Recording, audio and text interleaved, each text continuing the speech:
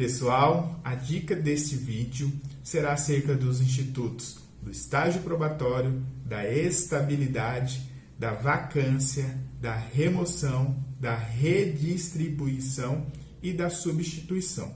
O estágio probatório é aquele período que, após o servidor aprovado em concurso público começa seu exercício, é o tempo que ele vai ser avaliado para que ele seja estável, para que ele se torne um servidor público estável. E para isso tem esse processo do estágio probatório. Mas se o servidor público não passar no estágio probatório, duas situações podem acontecer se o servidor público não for aprovado no estágio probatório. Primeiro, se esse servidor nunca tinha feito um concurso antes ou era de um concurso anterior, mas não era estável nesse cargo anterior, ele será exonerado.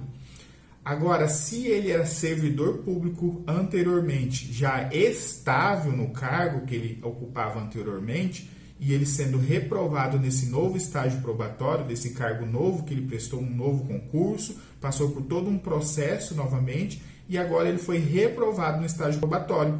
Nesse caso, ele será reconduzido ao cargo anteriormente ocupado. As regras acerca do estágio probatório estão previstas do artigo 33 a 40 do Estatuto dos Servidores Públicos. Faça a sua leitura desse dispositivo atentamente para que você venha pegar todas as minúcias desses dispositivos. Seguindo na dica, o próximo instituto que eu quero ressaltar um ponto é o Instituto da Estabilidade. O Instituto da Estabilidade, a gente sabe que após o estágio probatório, o servidor público se torna estável no cargo. Isso significa dizer que a perda do cargo nesses casos precisa de situações específicas. E quais são essas situações específicas que o servidor público efetivo, que já se tornou estável, pode perder o cargo? São 4 possibilidades previstas no Estatuto e também na Constituição Federal. No Estatuto está previsto no artigo 43 e na Constituição Federal no artigo 41. E o que diz esse dispositivo? Quais são as 4 formas, então, que os servidores públicos estáveis podem perder seu cargo? Primeiro, sentença judicial transitada em julgado.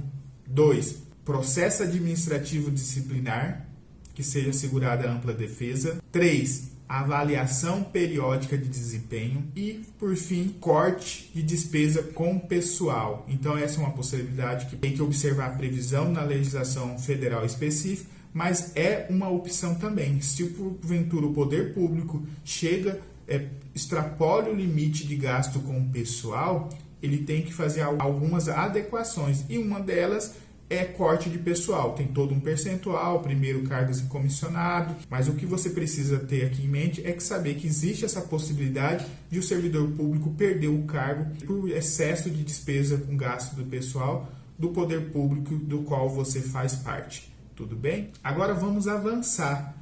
Seguindo na dica, agora vamos para o capítulo 2 do título 2 do Estatuto. O capítulo 2 traz o Instituto da Vacância. E aqui a gente precisa saber claramente quais são as 5 formas de vacâncias que existem no artigo 55 do Estatuto. E são elas: exoneração, demissão, readaptação, aposentadoria e falecimento. São essas 5 possibilidades que pode ocorrer a vacância do cargo público, tá? Agora aqui que eu quero que vocês prestem atenção é acerca do instituto que pode causar tanto a vacância quanto o provimento do cargo. Então, você tem que ficar atento nessa possibilidade, porque ela pode constituir parte de uma questão muito importante da sua prova, de complexidade relativamente mais alta, tendo em vista que às vezes você não consegue se ater a essa informação e acaba errando essa questão na prova, que é acerca do Instituto da Readaptação.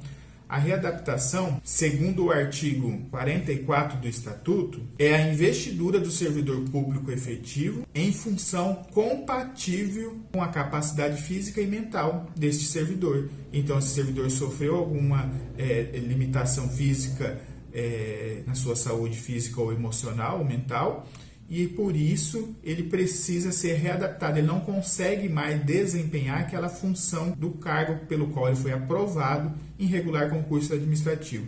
E para que aquele servidor não seja aposentado, já que ele tem condições de trabalho, mas em outro cargo, ele é readaptado, ele é investido nesse novo cargo, e esse cargo que ele entra agora é provido, então ele é uma forma de provimento.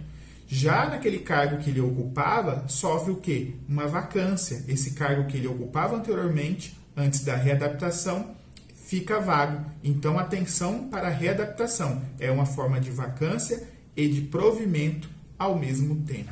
Agora eu quero trabalhar com vocês os institutos da remoção e da redistribuição. A remoção nada mais é que para preencher cargo público vago em outra localidade ou outra subdivisão dentro das normas de organização judiciária ali, de como é dividido, né, os setores. O instituto da remoção pode ser a pedido ou de ofício para preencher cargo público vago existente e pode ser por meio de permuta, por motivo de saúde e ex ofício, de acordo com o artigo 58 do Estatuto. E também devemos observar que só no caso da remoção ex ofício que o servidor público vai fazer jus de 10 dias para trânsito, 10 dias para, vamos dizer assim, para a sua mudança para a nova lotação, além da ajuda de custo. Só na ex ofício tem dias para que o servidor faça a sua mudança, né? É o trânsito que eles chamam, e também eles vão ter direito à ajuda de custo, tá? Essa dica de remoção.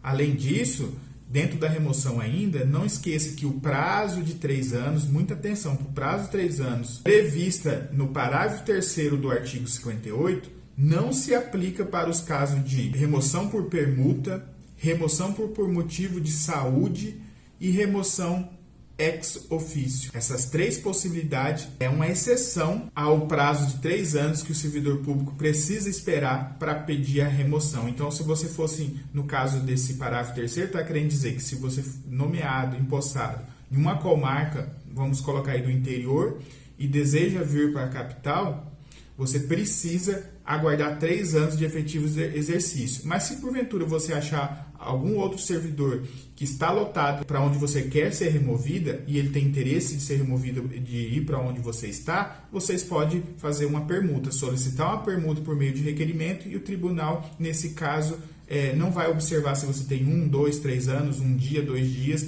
de efetivo exercício. Você já pode fazer a sua remoção, mesmo que você não tenha 3 anos de efetivo exercício naquela localidade. Atenção para isso. E também, se for por motivo de saúde, aqui é uma questão lógica, né? Se a pessoa tem um problema de saúde e ela não tem como continuar naquela localidade, o poder público vai fazer a sua remoção para que você vá para aquela localidade onde é possível o tratamento, onde é possível você continuar cuidando da sua saúde de forma eficaz.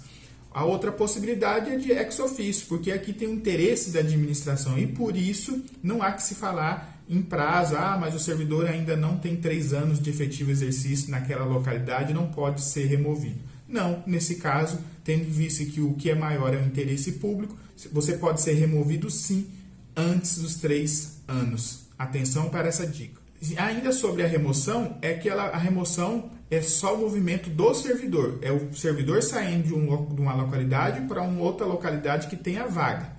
Isso é remoção. Já a redistribuição é a movimentação, né? O deslocamento do cargo. Na redistribuição é o deslocamento do cargo e do servidor com ele. Então, o que tem de diferença é que naquela localidade onde você estava lotado, na redistribuição, não há mais que se falar naquela vaga. Não vai ter mais essa vaga porque foi removido o cargo e o servidor. Naquela localidade, naquela lotação, agora tem menos um cargo, porque esse cargo que você ocupa foi deslocado para outra localidade, considerando a necessidade do serviço. E aqui também a redistribuição pode ser feita a pedido ou de ofício. A diferença da redistribuição principalmente está relacionada a esse fato, de que na remoção só é o deslocamento do servidor.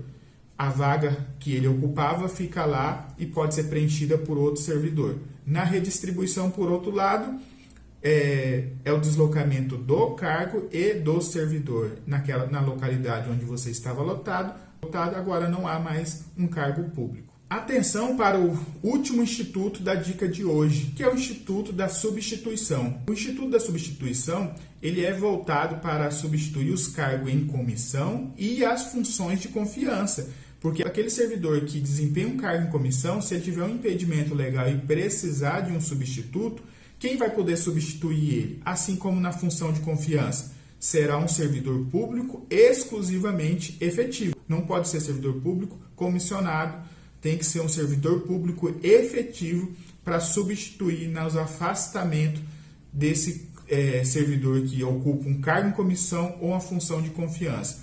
E o prazo máximo dessa substituição, trazida pelo artigo 61, parágrafo 2º, essa substituição não pode exceder a 120 dias. Atenção para esse detalhe. Então, a substituição é para substituir os cargos em comissão e as funções de confiança, e é substituída por servidor público efetivo por prazo determinado, a substituição sempre é por prazo determinado, e não pode exceder a 120 dias, tá? Essas foram as dicas que eu tinha nesse vídeo. Espero que vocês estejam gostando.